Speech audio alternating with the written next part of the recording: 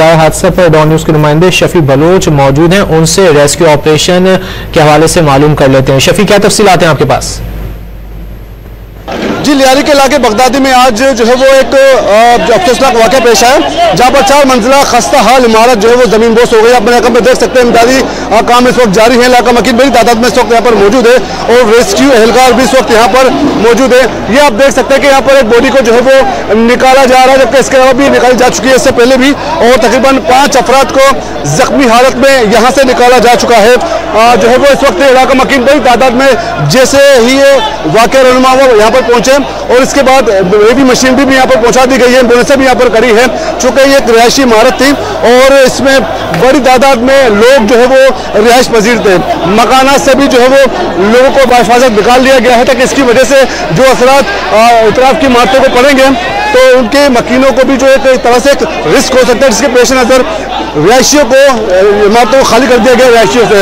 इस वक्त स्ट्रेचर भी लाया जा रहा है और इस डेड बॉडी को इसके जरिए यहाँ से निकाला जाएगा और अंदर से जख्मियों को भी निकालने का काम जारी है। इसी इमारत में जहाँ मलबे के ऊपर हम खड़े हुए, नीचे मलबे के नीचे कई लोग आवाज़ें दे रहे हैं और मदद के लिए लोगों को आवाज़ें दे रहे हैं। जख्मी हालत में बड़ी तादाद में लोग इस वक्त यहाँ पर मौजूद हैं और चूँकि ये बगदादी का इलाका है, काफ़ी कंजस्टेड इतराफ की गलियाँ हैं, इमदादी कार्रवाइयों में जो है वो उस तरीके से तेज़ी नहीं देखी जा रही।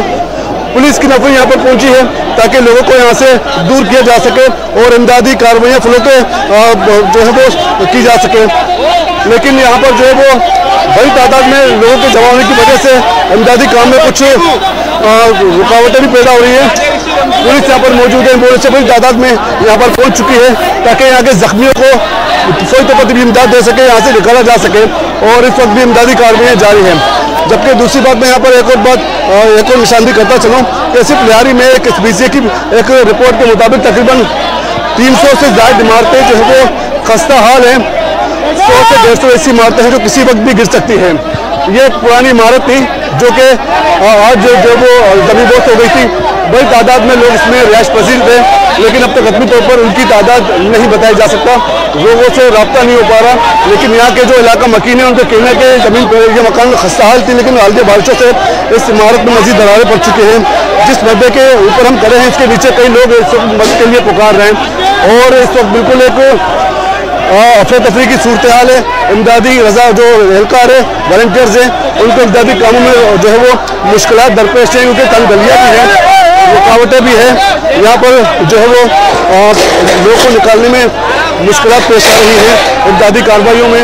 और इसके अलावा मलबा हटाने का काम तो शुरू हो चुका है, लेकिन ताहम जिस स्पीड से, जिस रफ्तार से यहाँ पर मलबा हटाने का काम जारी है, नहीं लगता कि जो है वो बर वक्त इमदादी कार्रवाई मुकम्मल हो सके। लेकिन बहरहाल काफ़ी वक्त इसके लिए दरकार है।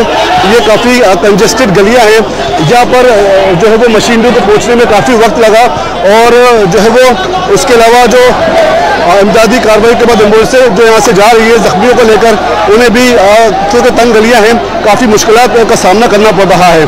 और बिल्कुल इसी तरह पुलिस की नफरी यहाँ पर तलब कर ली गई है ताकि लोगों को यहाँ से पीछे हटाया जा सके। इमदादी कार्रवाइयाँ जो है वो ताकि तेज़ी से में लाई जा सके। इमदादी कार्रवाइयों में लोग बड़ी तादाद में सब यहाँ पर मौजूद है और अपनी मत आपके तहत जो है वो इस वक्त यहाँ पर जख्मियों को निकालने का काम, मलबा उठाने का काम जो है वो इस वक्त जारी है।